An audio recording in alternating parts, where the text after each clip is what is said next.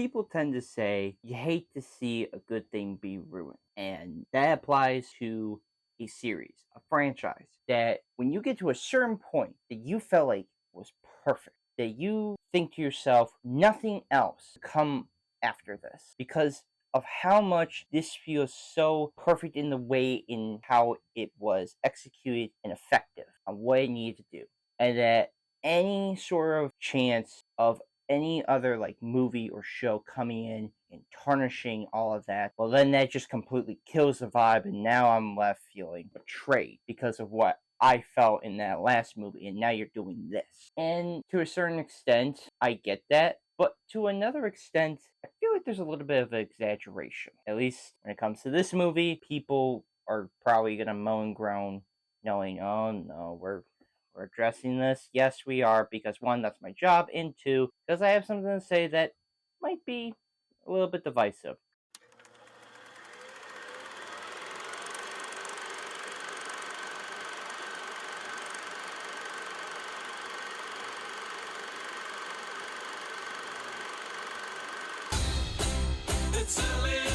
That's where Forky is being kept. How do we get that key? What about the old plush rush? There you go.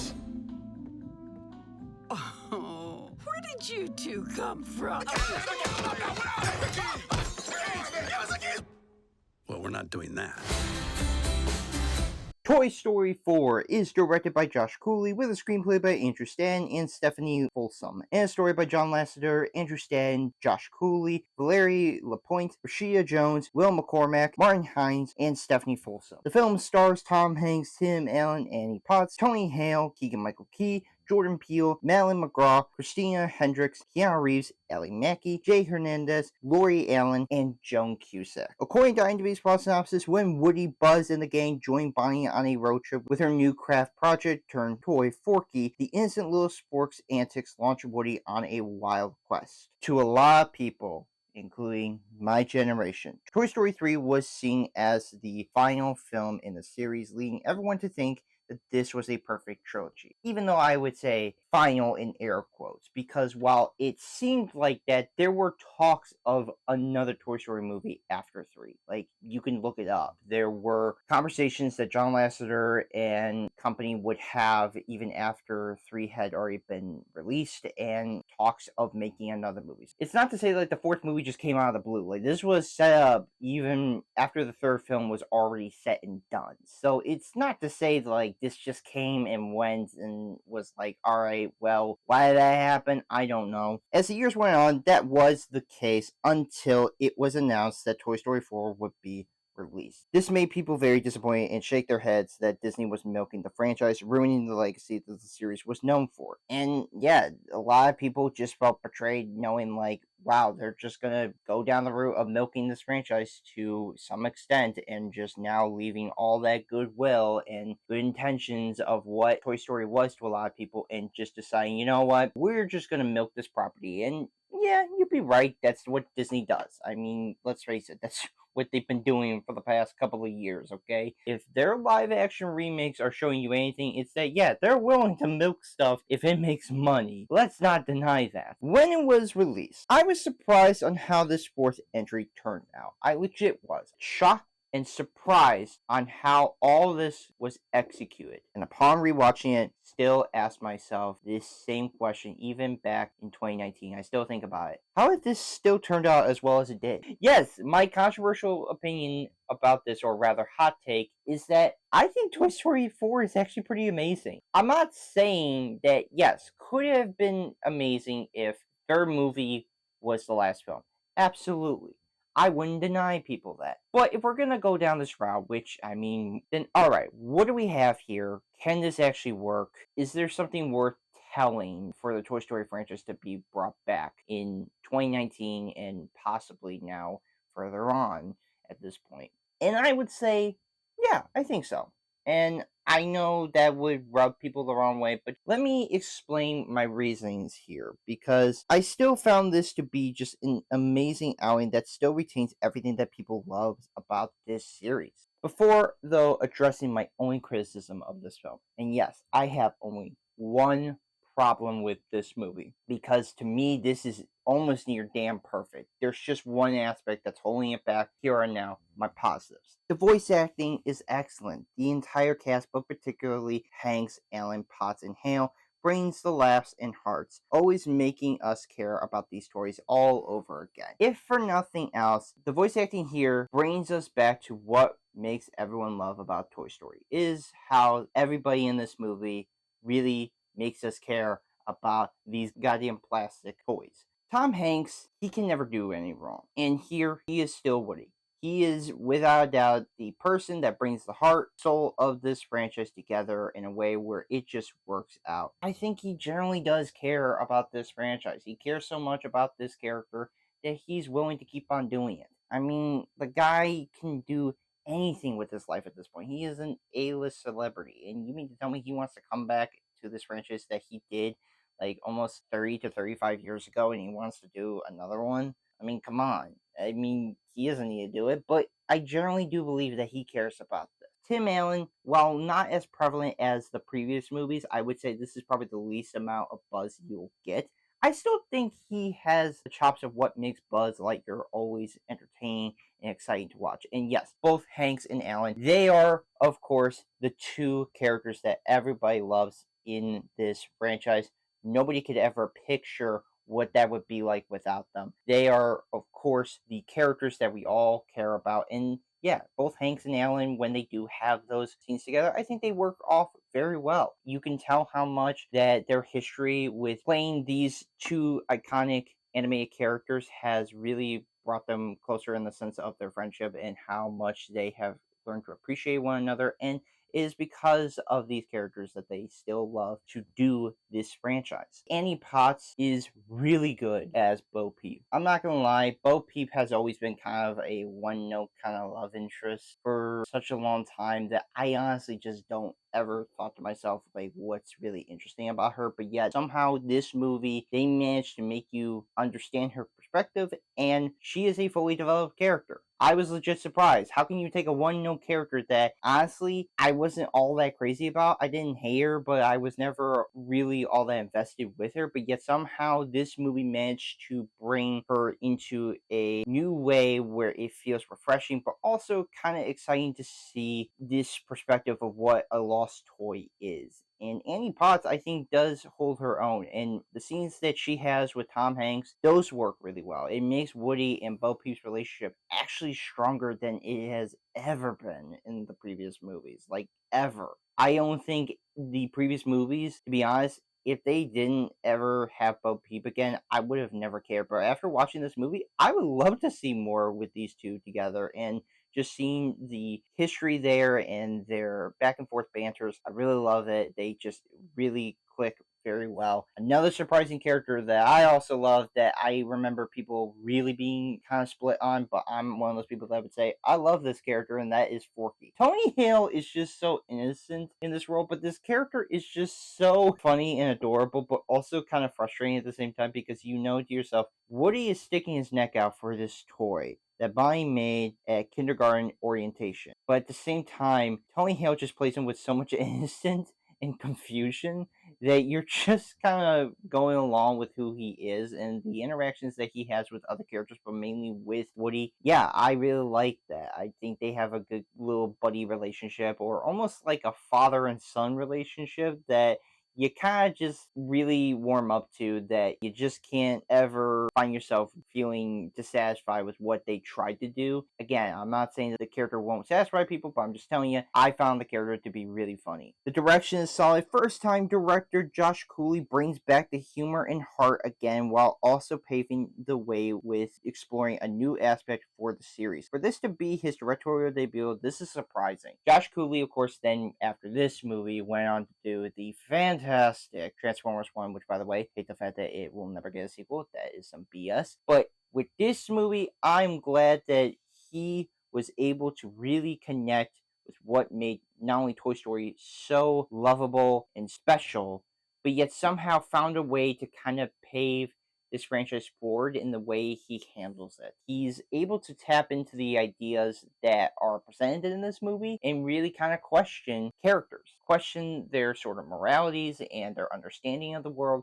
I really like that. I think that's really interesting, and it gives kids a perspective of like just new, different aspects of life rather than just kind of sticking to just one road and one road only. I think he really does that so well, and I truly think that he really cares about Toy Story, that he was willing to kind of take some swings at things, and not all of it's going to land with people. Like I said, Forky, and something that happens near the end that is a bit still controversial and has left people kind of feeling iffy on it, but I give him props. He does take a chance with this, and to me, I respect that more for him doing this rather than just playing safe. The story is exciting. Seeing Woody help out this sport realize their worth while also seeing Bo Peep was both well told and investing, making this another fun-filled adventure. I understand that the movie is evolved around the idea of Woody trying to save a spork from a doll and meeting Bo Peep in many years, but yet I found this to be sweet, heartwarming, but also hilarious and actually quite fun. I was really invested in what this story was going through, and I was really surprised on the choices that they go with that feel bold and feel almost like they really want to take a swing at some ideas, like I mentioned. The ideas of what it means to be a lost toy and kind of changing the perspective of what it means to have a kid versus, being off on your own, but still helping toys just find homes. I mean, that's something that you don't think could ever happen in Toy Story, but yet somehow it does. And it's really played well into its strengths, and also this message of just finding your purpose in life, finding your voice in all of this when you felt like you don't know what to do, when you've reached a point, a fork in the road where you're like, I can keep on going on this path or I can take another path. I don't know, but I'm so used to that first path that I'm like, I'm really scared to go down this second path to even learn more about. So I think this film, for all its unnecessary feelings that I know people will have towards it, or kind of standoff feelings towards this coming in after the third movie, I really do respect the effort in what they tried to do with